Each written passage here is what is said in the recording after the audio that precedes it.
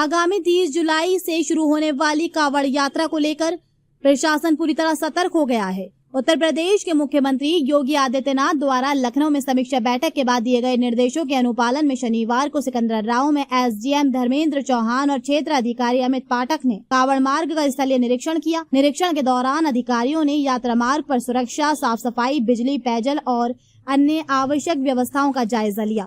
अधिकारियों ने स्पष्ट कहा कि कांवड़ यात्रा के दौरान किसी भी प्रकार की अव्यवस्था या लापरवाही बर्दाश्त नहीं की जाएगी। इसके लिए संबंधित विभागों को आवश्यक दिशा निर्देश जारी कर दिए गए हैं। एसडीएम धर्मेंद्र चौहान ने बताया कि विद्युत विभाग, नगरपालिका समेत अन्य संबंधित विभागों के अधिकारियों के साथ बैठक कर यात्रा को सकुशल संपन्न कराने की रणनीति तैयार की गई है। पूरे कांवड़ यात्रा अवधि के दौरान व्यवस्थाओं की लगातार निगरानी की जाएगी। उन्होंने ये भी बताया कि हर वर्ष की तरह इस बार भी श्रद्धालुओं द्वारा लगाए जाने वाले सेवा शिविरों के लिए प्रशासन से पूर्व अनुमति लेना अनिवार्य होगा।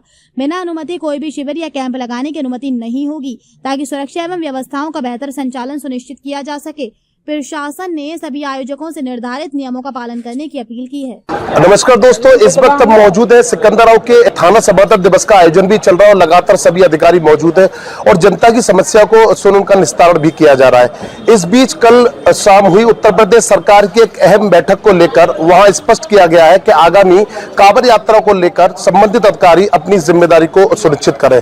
इस बीच इस चर्चा को लेकर हमारे साथ मौजूद है एसडीएम धर्मेंद्र सिंह चौहान, जहां उनसे बात करेंगे कि 3 अगस्त को जल चढ़ना है, उसको लेकर सिकंदराबाद क्षेत्र में किन किन व्यवस्थाओं को लेकर वो यहाँ पूरी तरीके से तैनात है। सर, जैसे कि उत्तर प्रदेश सरकार द्वारा निर्देश दिया गया है कि 30 जुलाई को यात्रा आरंभ होनी है और 3 अगस्त को जल चढ़ना है, इसको लेकर सर सिकंदराबाद में तमाम ऐसे भक्तों के मन में सवाल है कि जो हर साल वो कांवड़ यात्रा के कैंप को लगाते थे, वहां पर कहीं ना कहीं कोई परमिशन नहीं चाहिए थी, तो सर इसको लेकर गाइडलाइंस जारी की गई, सर क्या है वो जानकारी दें।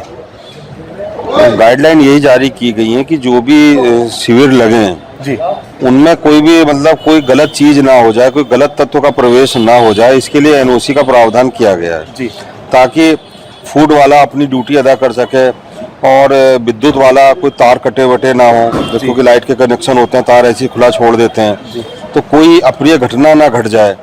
तो ये भी जो पैरामीटर्स हैं विद्युत के, खान पीन के और साफ सफाई के और जल व्यवस्था के, तो ये सब चीज़ें सुचारू रूप से हो सके ताकि कांवड़ियों को किसी तरह की असुविधा का सामना ना करना पड़े और जो बाद में अंतोगत्वा कोई लॉ एंड ऑर्डर की सिचुएशन को पैदा ना कर सके। इस वजह से ये सरकार का जो निर्देश है ये हर साल आता है और हम लोग हर साल कोशिश करते हैं कि इसका अनुपालन करा सकें। जी जी। सर, एक महत्वपूर्ण सवाल और है कि कांवड़ रूट पर तमाम ऐसे कई ढाबे, होटल है, यहाँ पर अराजक चीजों को लेकर भी पहले भी चर्चा हुई है, सर उसको लेकर क्या प्रावधान रहेगा। नहीं, हर साल की तरह इस बार भी सीओ साहब के साथ मेरी वार्ता हो गई है। जो मांस मदरा वाली जो दुकानें हैं कांवड़ रूट से, उनको हम बंद करवाएंगे जी।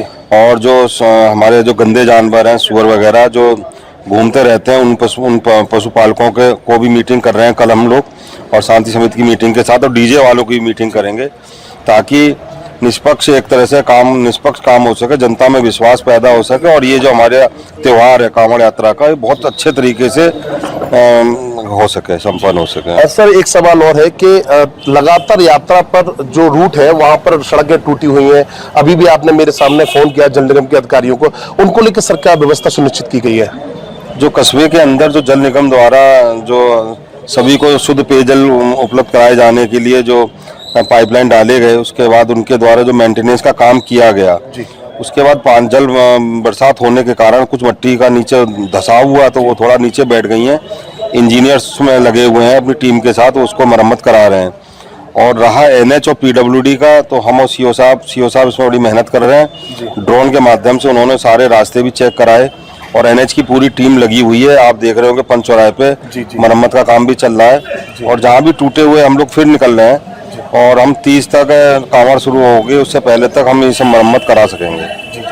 तो जिस तरीके जिलाधिकारी महोदय ने जानकारी देते हुए बताया है कि पुलिस प्रशासन की और उनकी स्वयं की व्यवस्था को लेकर वे पूरे तरीके से अभी से ही मुस्तैद हैं, जहां उन्होंने साफ तौर से स्पष्ट कहा है कि कांवड़ रूट पर चलने वाले ऐसे होटलों पर जहां अवैध रूप से शराब बिक्री व अन्य अराजक तत्व जैसे कार्य होते हैं उन पर भी पूरी तरीके से रोक लगाई जाएगी और पुलिस प्रशासन की व्यवस्था को लेकर भी वे पूरी तरीके से हर चुनौती को लेने को तैयार है।